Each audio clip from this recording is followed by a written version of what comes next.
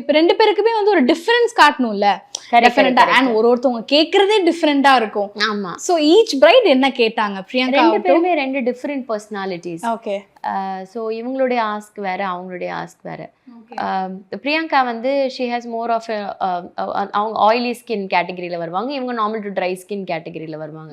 So இவங்களுக்கு பண்ற makeup இவங்களுக்கு பண்ண முடியாது, அவங்களுக்கு பண்றது இவங்களுக்கு பண்ண முடியாது.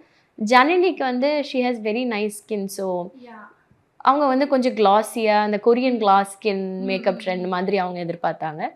இவங்க வந்து ஓரளவுக்கு நம்ம கொஞ்சம் மேட்டா எங்கெங்கெல்லாம் கொஞ்சம் ஷைன் தெரியணுமோ அங்கே மட்டும் நம்ம போட்டோம். ஆமாம். ஐ மேக்கப் பொறுத்த வரைக்கும் 2 பேருமே ஒரே மாதிரி ப்ரிஃபர் பண்ணாங்க, ஸ்மோக்கி ஐஸ். ஸோ வெட்டிங்க்கு இவங்களுக்கும் ஸ்மோக்கி ஐ தான் பண்ணியிருந்தேன், அவங்களுக்கும் வந்து என்கேஜ்மெண்ட்க்கு ஸ்மோக்கி ஐ தான் பண்ணியிருந்தேன். ஆமா. அது என்ன அந்த ஸ்மோக்கி ஐ வந்து பயங்கர இப்போ மேரேஜ்க்கு போடுறது ஒரு ட்ரெண்ட் ஆயிடுச்சுல்ல அந்த ஸ்மோக்கி ஐ. என்னுடைய சிக்னேச்சர் வந்து ஸ்மோக்கி ஐன்னு சொல்லலாம். நான் ஸ்டார்ட் ஆஃப் த கரியர்லேருந்தே ஸ்மோக்கி ஐல தான் நான் கொஞ்சம் எனக்கு ரொம்ப பிடிச்சமான ஒரு விஷயம் ஸ்மோக்கி ஐ பண்ணுறது. அது ஒரு சேலஞ்சிங்காகவும் இருக்கும், நல்லாவும் இருக்கும். ஒரு ஐ ஷேப்க்கு ஏற்ற மாதிரி ஸ்மோக்கி ஐ பண்ணுறது.